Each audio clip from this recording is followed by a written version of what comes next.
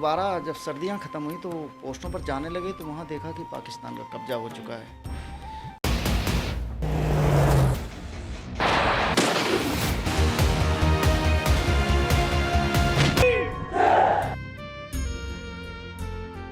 नमस्कार, मैं हूं ज्योति और आप सुन रही हैं रेडियो कनपुरिया 90.2 एफएम। जैसे कि आज 26 जुलाई है और कारगिल विजय दिवस इस दिन मनाया जाता है, तो इसी को लेकर बातचीत करने के दौरान हम लोग आ गए हैं सुरेश चंद्र जी के पास, जो आर्मी से हैं और एक रिटायर्ड पर्सन हैं। तो चलिए इनसे जानते हैं कि जो कारगिल विजय दिवस मनाया जाता है इसके क्या मायने हैं, और कारगिल दिवस में जो एक कहानी बताई जाती है, जो एक युद्ध हुआ था, उसके बारे में भी हम लोग बातचीत करते हैं। सर, सबसे पहले तो आपका बहुत बहुत स्वागत है रेडियो कनपुरिया 90.2 एफएम।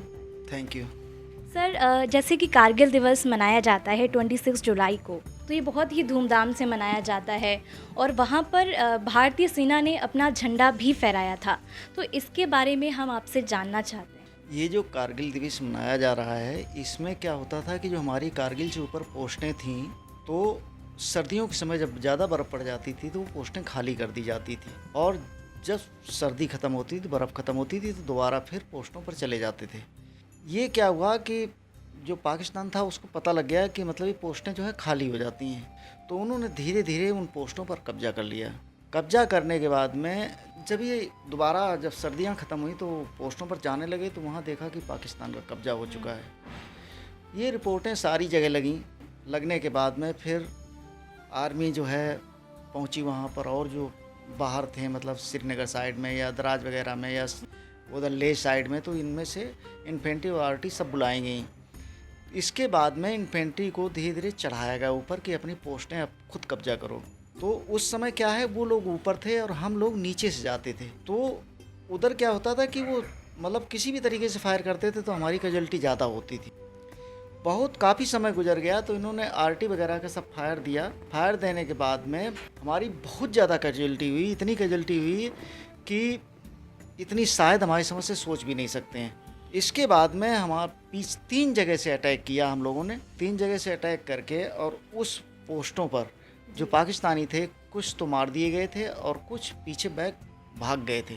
जाकर के जब ये हमारा कब्जा हुआ पोस्टों पर, तो उस समय मतलब भारत ने अपना झंडा फहराया। फहराने के बाद में वही जो डेट है जो हमारी कैजुअल्टी हुई थी, उनके कारण जो है हमारा मतलब ये देश जो है कारगिल दिवस मनाता है। अच्छा, वहाँ पर जाने के बाद कितने चैलेंजेस फेस करने पड़ते हैं? देखिए, एक तो सबसे बड़ी बात ये है कि हम डाउन में थे और वो अप में थे, क्योंकि पोस्टें हमारी अप में थी। तो जब हम नीचे से ऊपर चढ़ते हैं तो हमारी फायरिंग और उनकी फायरिंग में बहुत बड़ा अंतर पड़ जाता था, क्योंकि वो ऊपर से ही मारते थे और हम लोग जब फायरिंग भी करते थे तो हमारी गोली वहाँ तक नहीं पहुँचती थी। इस कारण जब कैजुअल्टी बहुत ज़्यादा जब होने लगी तो हमारा जो है 3 तरफ से अटैक किया गया। अटैक करने के बाद में उनका ध्यान भटकाने के लिए फिर वो क्या है, एक तरफ फायर करते थे तो दूसरी तरफ से हमारा जो है मतलब जा कर के फौज ने उन पोस्टों पर मार करके कब्जा किया।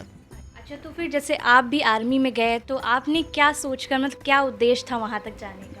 देखो, एक तो हमारे परिवार में 3 सदस्य और थे आर्मी में ही। हमारे मतलब चाचा जी थे, एक बड़े भाई थे और एक और गांव के थे।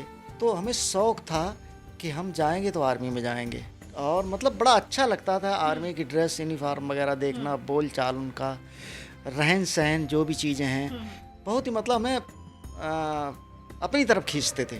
तो हमारा जब हाई स्कूल में ही पढ़ते थे तभी से हमारा विचार बन गया था कि अगर नौकरी करूँगा तो आर्मी करूँगा, अन्यथा नहीं करूँगा। आपको क्या चैलेंजेस फेस करने पड़े थे वहाँ तक पहुँचने के लिए? चैलेंजेस ऐसा होता है कि जो भर्ती होने के लिए सारी चीज़ें, मापदंड होते हैं, वो पूरे करने पड़ते हैं, और वो पूरे करने के बाद में जब भर्ती हो जाता है तब ट्रेनिंग सेंटर में जाता है। ट्रेनिंग सेंटर में भी बहुत कष्ट होता है। कष्ट इसलिए होता है कि हम मतलब देहात क्षेत्र या सिटी क्षेत्र, एक सिविल एरिया से जाते हैं, और वहाँ एक नियम होते हैं, कानून होते हैं कि कितने बजे उठना है, कितने बजे आपको सोना है, ट्रेनिंग के दौरान पे क्या क्या करना है, क्या क्या नहीं करना है। तो बहुत ही चैलेंज होते हैं उसमें। आदमी मतलब उस नए माहौल में ढलने में बहुत समय लग जाता है। मानसिक तौर पर पूरा स्ट्रांग होना पड़ता है, स्ट्रांग जबकि इतनी हार्ड ट्रेनिंग होती है, उसमें से बहुत से बच्चे तो भाग जाते हैं घर, मतलब जॉब ही छोड़ करके और चले जाते हैं। लेकिन कुछ बच्चे ऐसे होते हैं जो कि चाहे उनकी परिस्थिति मान लो या मनोबल मान लो, जो भी चीज़ें हैं वो उस चीज़ को नहीं छोड़ते हैं। वो मतलब लास्ट तक अपना सर्विस करके पेंशन मतलब मन तन धन से वहाँ पर काम करते हैं। अच्छा, जैसे कि अभी नई युवा जा रही है आर्मी में, तो आप क्या उनके लिए संदेश देना चाहेंगे? हम तो ये कहेंगे कि सबसे बढ़िया जॉब अगर है तो आर्मी का है। तो मतलब मोटिवेशन कोई पॉइंट आप बता दीजिए हमारे जो आर्मी के युवा हैं जो तैयारी कर रहे हैं। हम तो यही कहेंगे कि उनके अंदर 3 चीज़ें होनी चाहिए, ईमानदारी, मेहनत और सच्चाई। अगर वो 3 चीज़ों पर चलते हैं तो कभी उनको परेशानी नहीं आएगी। तो अभी आप लोगों ने सुना सुरेश जी को, जो कि आर्मी से थे, एक रिटायर्ड पर्सन है। उन्होंने कारगिल के बारे में जो बताया वो सच्ची एक घटना बताई है जो उनके साथ हुआ था। और हमारे जो श्रोता सुन रहे हैं, आप क्या राय रखते हैं इस पर? आपके क्या मायने हैं कारगिल दिवस को लेकर? आप किस तरीके से मनाते हैं? आप हमें बता सकते हैं कॉल कर कर भी, व्हाट्सएप पर भी।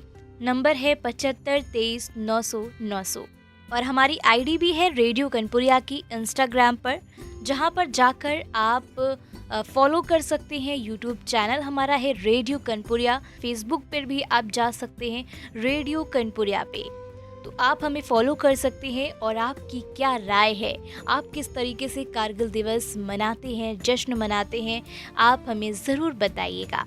आप सुन रहे थे रेडियो कनपुरिया 90.2 FM, सुनो कान लगा के।